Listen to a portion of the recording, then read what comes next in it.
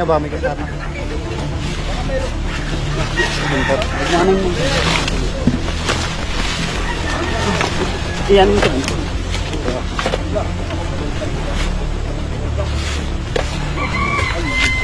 Kung ayan, tumayad din doon pati kamata. Sige, sige.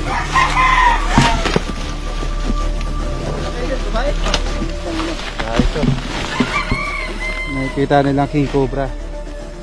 Nakuha natin sa buli. Ano asawa nung napatay dito? Wala ko alam kung sila'y kasal. Pag-ito. Sagot na kayo dun. Dapat kayo na lang sa daan, sir.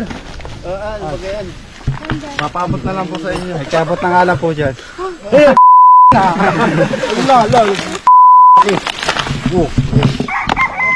Second ba? May kasama pa. Kasama pa yan. Halagay na sa sama. Kasya ba ito sa katsa? Sige mga akong kasya. Tam, patutin mo muna.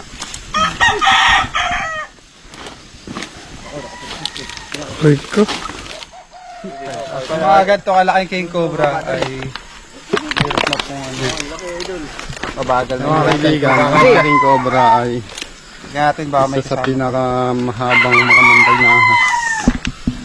Mahaba po ito ng ano. Testing. 18 feet. Lala. Lalaban. Halos hindi magkasya sa katsa. Tutin mo ng maayos.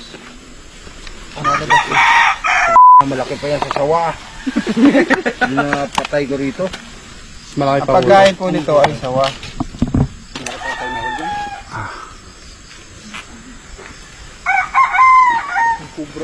Laki ng hita ko. Totoo nga. Laki ng hita. Sabi nga sa inyo. Hita na sexy. Katanda ko na ito. Ayaw ko magsinungaling. Dalit kubra na yan. Iwanan ko na ng panir eh. Oo, kung di nahuli yan. Ay, dahil ka na. Oo, tingnan mo naman yung bibiro yan ay. Ang utang ina. Pero hindi yata kasya. May sako ba kayo dyan yan? Meron. Sako lang ng bimig. Kaso ano, yan. Sako ng bimig, pwede ba yan? Hindi, tatat kasi tato ko. Ayan, andyan ka pala. Wala doon. Andiyan ka pala. Hindi na magkasya sa sako. Yan, higirang na nga. Hindi magkasya sa sako, oh. Patay ang tatlong elepante dyan, ano? Tok kalahati. Oh? Ayo.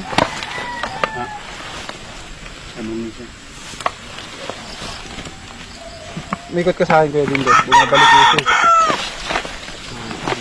Sobrang laki kasi. Mga kainin. Ako na. Okay. Basta kaya yan, parang hindi. Kasi yun,